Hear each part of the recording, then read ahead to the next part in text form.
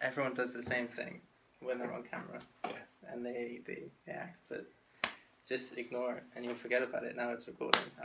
Every time, wherever I go, I've done over 100 videos now. You put it on and it's forgotten about. Yeah. Because the essential concept of a vlog is, and this is where people get it wrong with vlogs, because they try and act and they try and be something that they're not. Yeah. The actual concept of a vlog is behind scenes.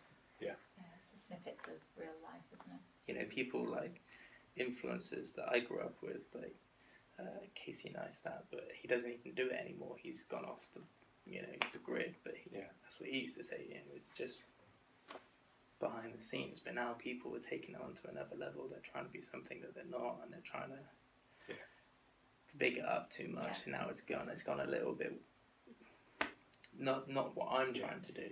Yeah. My videos are more trying to send out a message and trying to send out a story. At least what I try to do.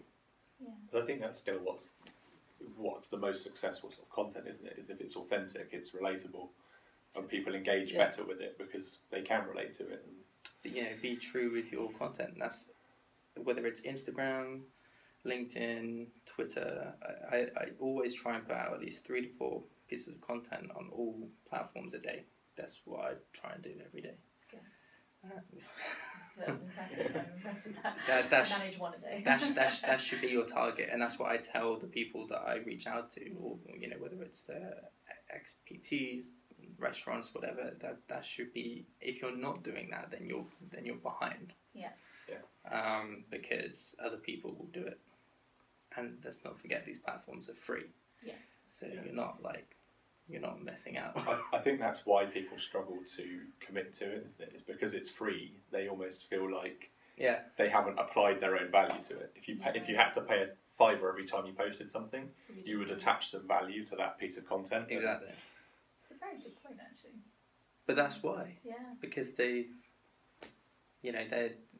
back when it was just social media, and it was this, hey, I'll catch up with you, let's go to this party, whatever, back in that Nirvana phase, it was different. But now it's this It's a whole world. different thing. It's, where everyone has to be an entrepreneur, everyone has to be a hustler. Yeah, we would turn up quite regularly, wouldn't we, to parties, and they had spent £250 on a flower wall from us, and they would have no food or drink. Because they thought that the photos were more important. I think that's why the podcast thing is going to be bigger now, because more people are listening to them on their car home, in the gym, with people. And I think just now, I mean, this isn't even like, I'm not a guest, it's just testing out, hanging out. But, if you were a guest and if you were bringing people in, and, when takes off and gets bigger, and you guys get busier and busier and busier, it's human interaction, isn't it? Yeah. 100%. It's actual people. Yeah.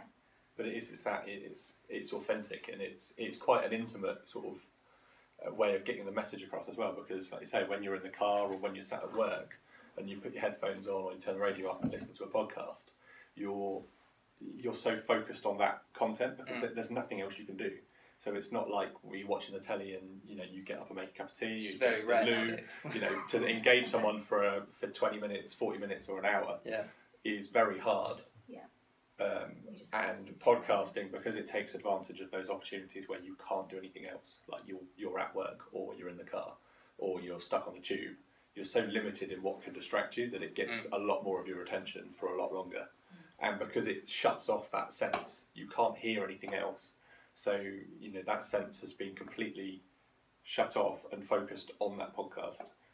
So I think that's why it's suddenly taking off, is there's so many opportunities that, people's commutes are getting longer, and people want to be engaged and they want that sort of authentic interaction, and they can now get that from a podcast in what a lot of people, I think, would see as dead time. I think it's massively underrated. Oh, yeah. Because voice is already kicking off with how we shop, how we buy things, So why should it not be taking off with how we interact with people, how we do this? It gives you your time back. I think, like, if you've got an hour-long commute and you've got to drive, you can't do anything else. And so it's giving you that, well, I either have to go home and read a book for an hour, so therefore it took 2 hours. Which people don't want to do. Which people don't want to do. Or I listen to it in the car on that hour, which I'm already doing. So essentially I've created an hour in my day where I learn stuff and I can go into work and pretend I know what I'm talking about. By listening and there's not beat around the bush. People are lazy. Yeah. So they'd much rather happily press a button where they'd go, podcasts, engage, listen, and makes them feel, as you said, a little bit more intellectual, and then go back into work. I heard about that earlier and I listened to that, and I know what you're talking about. It's almost bringing, I think it's bringing radio back, but I think the biggest problem with radio now is there's no choice. Have you ever been on the BBC radio website lately? It's what is it? It's not even BBC Radio. It's Sounds, isn't it? Yeah. And it's just completely. It's not radio. No, I don't listen to the radio very much in the car anymore, because firstly you end up with just so many adverts that aren't relevant, and you end up with content or songs or whatever that's not relevant. And whereas with podcasting, it's like you can say, I've got 150,000 radio stations that I'm going to choose from. I can pick exactly what I want to listen to today. It's the topics, isn't it? You can choose a topic that's relevant to exactly what you want to hear about. Yeah, but going back to, like you said, about podcasting is going to suddenly become a huge thing. I've sort of almost noticed that it follows the same sort of trend that we've had, and along the same timescale with 3D printing. In that 3D printing was this great big thing 10 years ago, and it's going to be amazing and it's going to change the world. And everyone loved it and everyone was investing in it, and then suddenly it died off, and it's like, okay, so I can print a little plastic figurine. This is it's not quite practical yet, and I think it's the same with podcasting. In that it 10 years ago you could listen to a podcast, but people didn't see the value in it. There wasn't a huge range of content. It's like we weren't quite ready for it, even though it was there. And then suddenly now, people are listening to it, they can see the value in it, it's really easy to get to, and it's suddenly really taking off. And 3D printing's doing the same, in that we can now print, ceramic based, metal based filaments, where you can print really, really useful parts, and it's suddenly gone, well, we've had this technology for 10 years and suddenly it's become really, really useful and it's going to work in the real world. Well, they do that with a lot of tech, because a lot of which doesn't come out until they've had it for so long, which new people aren't ready for it and aren't going to take it on board, and it always has to wait for this opportunity. Yeah, I think you guys have hit the nail both on the head there, with the fact that it's all been there, but it's about hitting the audiences, and whether it's podcasts, whether it's social media, the fact that why all of these things are taking off now, whether it's LinkedIn changing, whether it's social media being useful and not a bad thing that people are liking to put it into a bad thing now on podcasts, it's because you can target an audience. Exactly.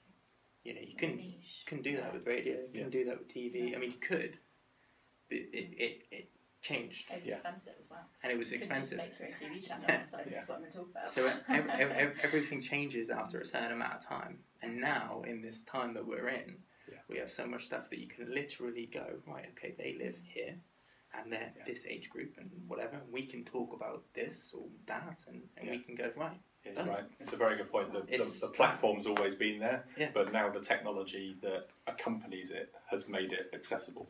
And it's so easy, and so many people are just avoiding it and just going, don't want to talk about that. Yeah. But it's there and it's free. That is what we have here.